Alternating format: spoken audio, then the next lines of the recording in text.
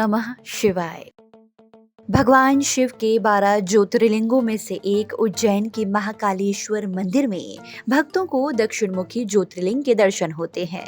महाकालेश्वर मंदिर मुख्य रूप से 3 हिस्सों में विभाजित है। इसके ऊपरी हिस्से में नागचंद्रेश्वर मंदिर है, नीचे ओंकारेश्वर मंदिर और सबसे नीचे जाकर आपको महाकाल मुख्य ज्योतिर्लिंग के रूप में विराजित नजर आते हैं, जहां आपको भगवान शिव के साथ ही गणेश जी, कार्तिकेय और माता पार्वती की मूर्तियों के भी दर्शन होते हैं।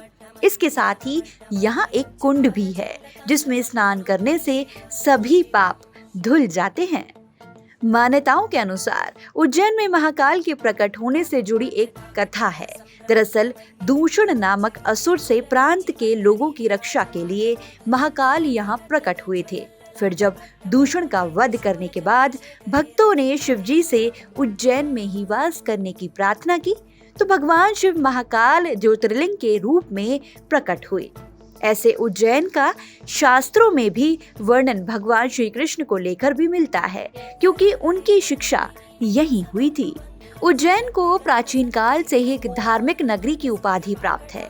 आज भी यहाँ भारी संख्या में दर्शन के लिए भक्त आते हैं। दरअसल भगवान महाकाल की भस्म आरती के दुर्लभ पलों का साक्षी बनने का ऐसा सुनहरा अवसर कहीं और प्राप्त नहीं होता है। ऐसा माना जाता है कि जो इस आरती में शामिल हो जाए, उसके सभी कष्ट दूर होते हैं। इसके बिना आपके दर्शन भी अधूरे माने जाते हैं। इसके अलावा यहाँ नागचंद्रेश्वर मंदिर और महाकाल की शाही सवारी आदि भी पर्यटकों में जिज्ञासा का विषय बनी रहती है। हर सुबह महाकाल की भस्म आरती और उनके श्रृंगार किया जाता है और उन्हें ऐसे सजाया जाता है। इसके लिए वर्षों पहले शमशान से भस्म लाने की परंपरा थी।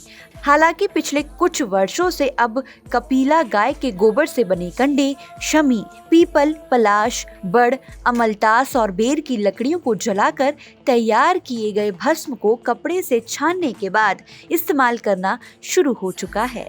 केवल उज्जैन में आपको यह आरती देखने का सुनहरा अवसर प्राप्त होता है। दरअसल भस्म को सृष्टि का सार माना जाता है, इसलिए प्रभु हमेशा इसे धारण किए रहते हैं। यहाँ के नियमानुसार महिलाओं को आरती के समय घूंघट करना पड़ता है। दरअसल महिलाएं इस आरती को नहीं देख सकती हैं। इसके साथ ही आरती के समय पुजारी भी मात्र एक धोती में आरती करते हैं। अन्य किसी भी प्रकार के वस्त्र को धारण करने की मनाही रहती है। महाकाल की भस्म आरती के पीछे एक यह मान्यता भी है कि भगवान शिव जी शमशान के साधक हैं। इस कारण भस्म को उनका श्रृंगार आभूषण माना जाता है। इसके साथ ही ऐसी मान्यता है कि ज्योतिर्लिंग पर चढ़े भस्म को प्रसाद रूप में ग्रहण करने से रोग दोष से भी मुक्ति मिलती है।